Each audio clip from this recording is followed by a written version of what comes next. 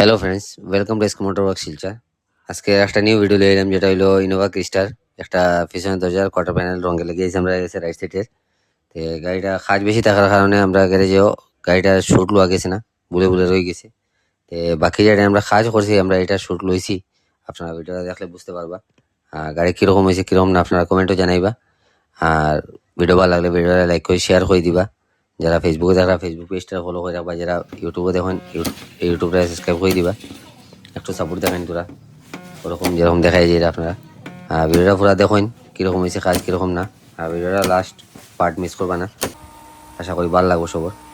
Video ভালো লাগলে like share করে দিবা আপনারা। তো আজকে লেগে অতটুকু, মিলমু নেক্সট ভিডিওত। কিপ ওয়াচিং এসকে মোটর, আপনারা ফাইনাল সঠিক।